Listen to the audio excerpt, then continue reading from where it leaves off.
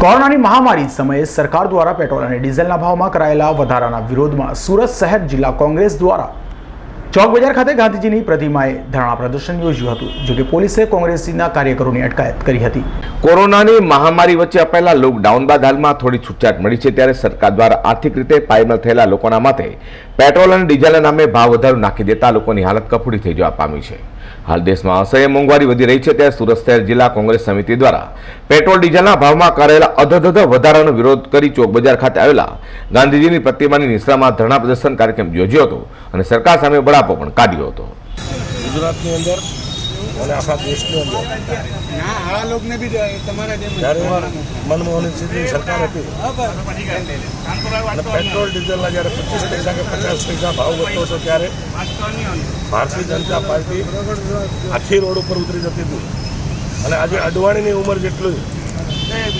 રૂપિયાનો પેટ્રોલનો ભાવ થઈ ગયો છે, ત્યારે ભારતીય જનતા પાર્ટીની આંખ નથી ઉઘડતી। કોરોના જેવી મહામારી આખા દેશમાં ચાલતી હોય ત્યારે એક જ દિવસમાં 2 રૂપિયા પેટ્રોલ અને ડીઝલમાં ભાવ વધારો કરીને આ દેશની પ્રજાને અને જનતાને લૂંટવામાં આવી રહી છે, ત્યારે કોંગ્રેસ પાર્ટી આજે વિરોધ પ્રદર્શનનો કાર્યક્રમ આપ્યો, ત્યારે પરમિશન ન હોવાના કારણે હજી 5 મિનિટના પણ ધરણા નહીં ચાલુ થયા હોય ત્યાં અમારા કોંગ્રેસ પક્ષના તમામ કાર્યકર્તાઓને પકડી અને પોલીસ સ્ટેશનમાં પૂરી દેવામાં આવ્યા છે। મારું આપના માધ્યમથી આખા રાજ્યની આખા દેશની પ્રજાને કહેવા માંગુ છું કે જ્યારે 25 પૈસા પેટ્રોલનો ભાવ વધતો હતો, ત્યારે આજ ભારતીય જનતા પાર્ટીના તમામ કાર્યકર્તાઓ, તમામ નેતાઓ અને તમામ લીડરો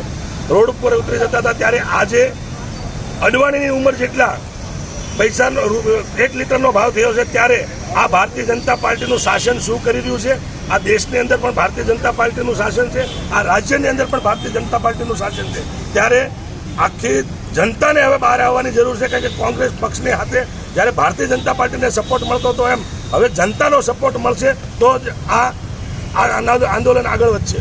પરવાનગી વગર સુરત શહેર જિલ્લા કોંગ્રેસ દ્વારા ધરણા કાર્યક્રમ યોજાતા પોલીસે તાત્કાલિક ત્યાં પહોંચી કોંગ્રેસ પ્રમુખ બાબુભાઈ રાયકા સહિતના કાર્યકરોની અટકાયત કરી હતી। અઝર કુરેશી સાથે પ્રકાશવાળા, G25 ન્યૂઝ।